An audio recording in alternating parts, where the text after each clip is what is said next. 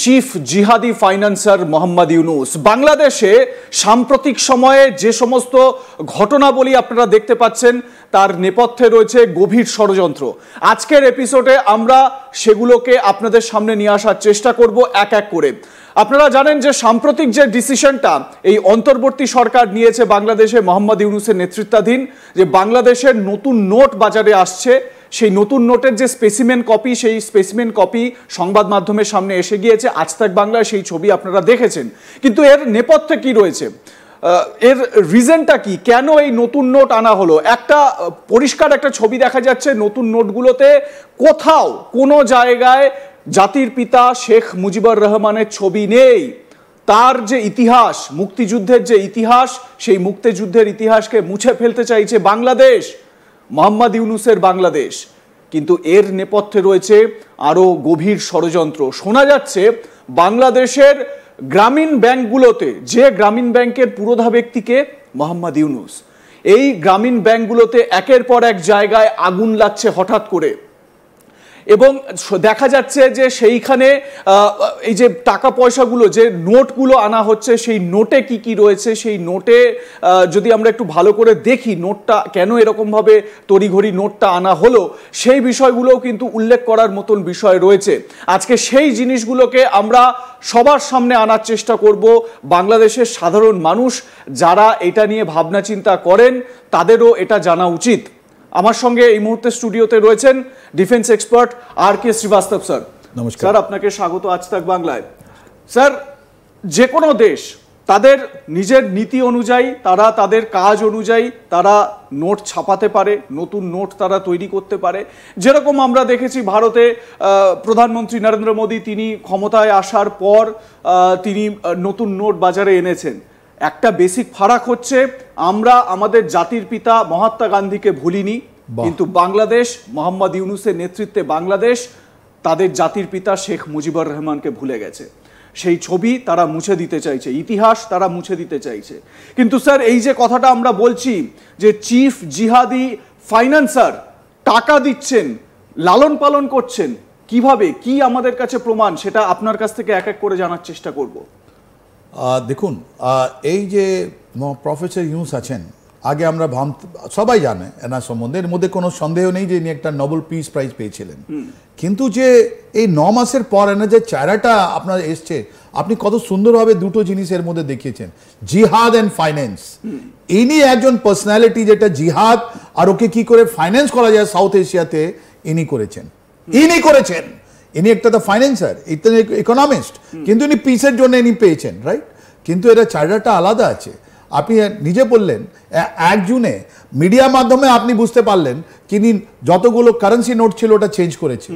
ওর কি কি কারণ হতে পারে আপনি দেখুন। ওর মধ্যে কি দেখালো, প্রথমে আপনার কাছে যে ছবি থাকে আপনি দেখান, আমরা দেখাবো নোটের ছবিগুলো দেখান, আর আপনি ওটা দেখুন, বলুন কি আছে এটা, আপনি কি দেখছেন। এই যে স্যার ছবিটা, যেটা দিনাজপুরের, যেটা দেখা যাচ্ছে একটি মন্দির, এবং এই মন্দিরটি, যেটা উল্লেখ করার মতন বিষয়, বাংলাদেশের নতুন নোটে এই মন্দিরটিকে রাখা হয়েছে এবং বলা হচ্ছে কি, মানে এইটা দেখানোর চেষ্টা করা হচ্ছে 20 টাকার নোটে এই মন্দিরটি রাখা হয়েছে, এবং এইটা দেখানোর চেষ্টা করা হচ্ছে যে বাংলাদেশ সব ধর্মকে নিয়ে সঙ্গে নিয়ে চলে, বাংলাদেশ সর্বধর্ম সমন্বয়ের দেশ।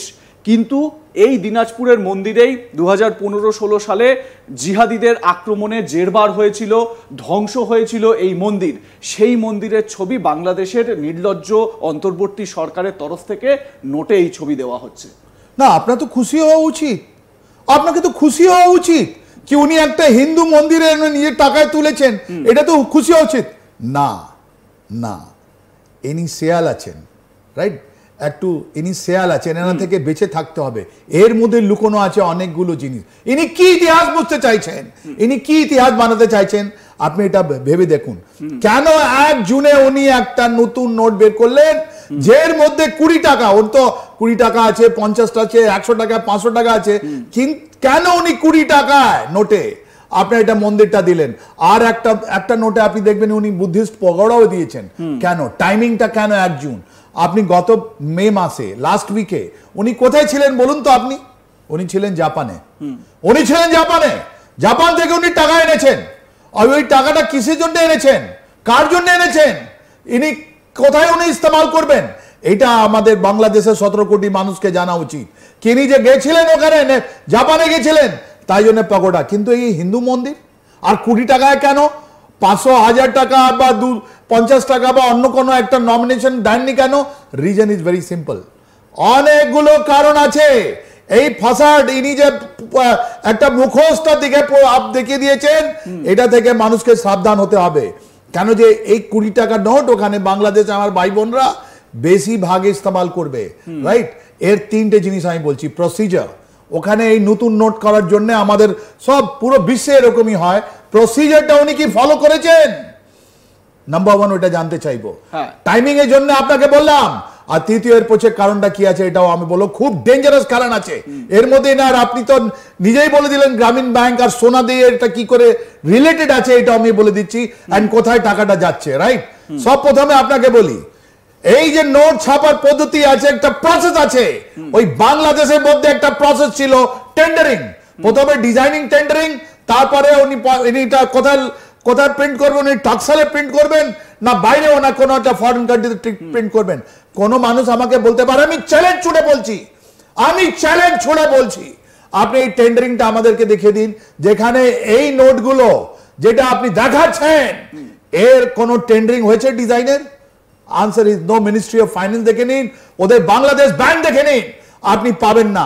তাহলে এটা ডিজাইন কে করলো, কে পয়সা পেলো, এটা সব সিক্রেট রেখেছে। এখানে আরেকটা প্রশ্ন স্যার, একটা অন্তর্বর্তী সরকার, নির্বাচিত সরকার নয়, অন্তর্বর্তী সরকার, উপদেষ্টা দ্বারা পরিচালিত সরকার, তারা কি এই নতুন নোট বাজারে আনার সেই ক্ষমতা তাদের আছে?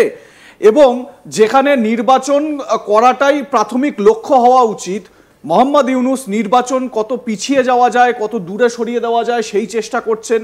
মোহাম্মদ ইউনূস বলছেন যে আমাদের রিফর্ম দরকার, গণপরিষদের রিফর্ম, অন্যান্য সব রিফর্ম দরকার, তারপর আমরা ভোটে যাব।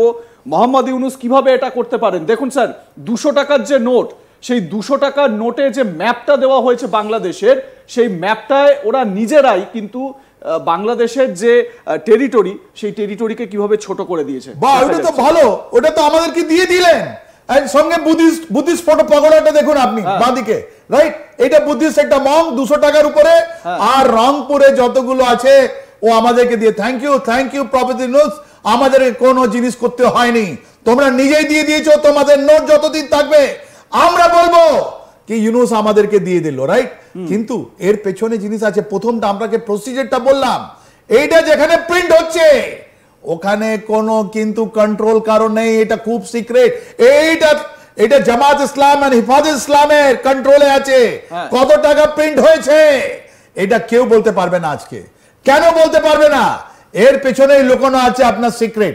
কেন লুকোনো আছে এটা? কেন? এই যে ব্যাংকার, ইনি তো ব্যাংকার আছেন গ্রামীণ ব্যাংকে, কেন লুকোনো আছে? আর এটা আপনি দেখুন ম্যাপটা, আপনি তো ঠিকই বলছেন রংপুর যে সবাই বলছিল, আজকে রংপুর দিয়ে আমাদের শিলিগুড়ি করিডোরকে বড় করে দিলেন, তার জন্য তো আমাদেরকে ধন্যবাদ দেওয়া উচিত প্রফেসর ইউনূসকে। আমরা বলবো thank you very much professor Yunus,